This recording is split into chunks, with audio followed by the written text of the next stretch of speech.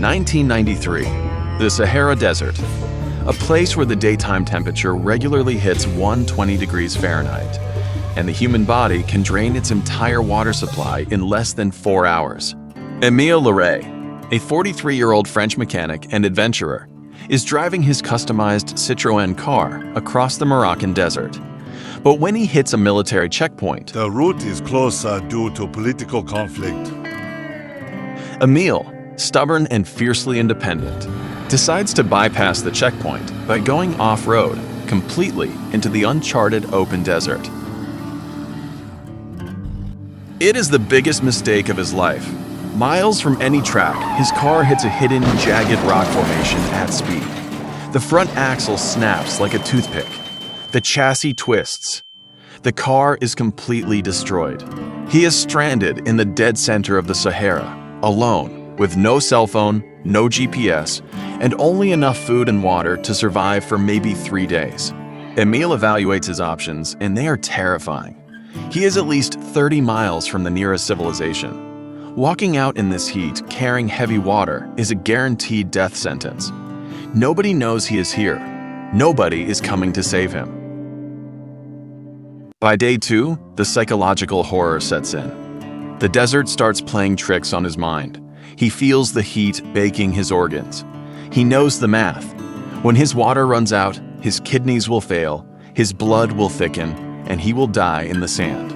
Most people in this situation panic. They start walking until they collapse. But Émile isn't most people. He's a mechanic. And as he stares at the useless, twisted wreckage of his four-wheeled car, a completely insane, desperate idea flashes in his mind. He realizes he can't walk out of the desert, but what if he could ride out? With only a basic toolkit, a hacksaw, and a hammer, Émile decides to do something that automotive engineers said was physically impossible. He decides to destroy his car and use the pieces to build a fully functioning motorcycle. But here's the twist. He doesn't have a blueprint, he doesn't have a welding torch, he doesn't even have a drill. To join pieces of heavy steel together, he has to literally bend the metal using rocks and thread them together using the car's existing nuts and bolts. The frame. He cuts the car's chassis in half and flips it upside down. The wheels. He uses 2 of the car tires, but because they are massive car tires, the bike has no balance.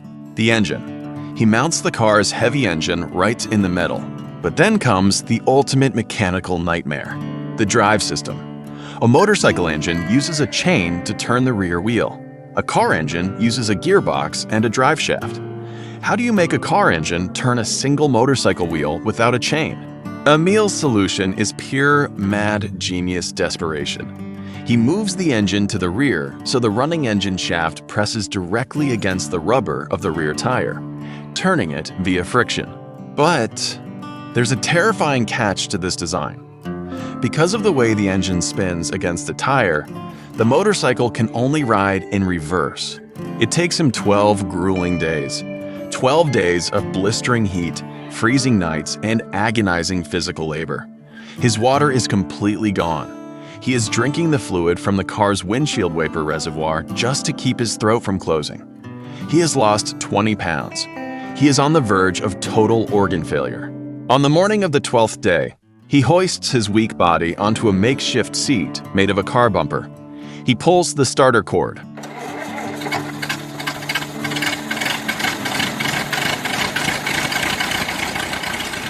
With no suspension, no proper handlebars, and an engine roaring in reverse, Émile begins a suicidal 20-mile ride through the open desert.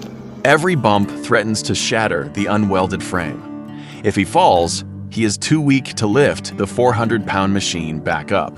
He rides for hours, fighting dizziness, fighting blackouts, completely running on pure adrenaline. On the horizon, through the heat haze, Émile sees something. It looks like a mirage. Vehicles, outlines of buildings. He pushes the machine to its absolute limit, the friction drive smoking against the tire. He breaks through the desert dunes and collapses right into the path of a Moroccan military patrol, the very same police force he had tried to avoid 12 days earlier. The soldiers looked at him in absolute shock. They don't see a stranded motorist. they see a skeletal, half-dead man riding a bizarre, post-apocalyptic mechanical monster out of the deepest, deadliest part of the Sahara. In fact, the police are so baffled and suspicious of this impossible machine that they actually arrest him for driving an unregistered, illegal vehicle before rushing him to the hospital. When faced with certain death, most people wait for a miracle.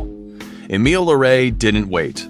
He took a hammer, tore apart his coffin, and rode it back to the land of the living.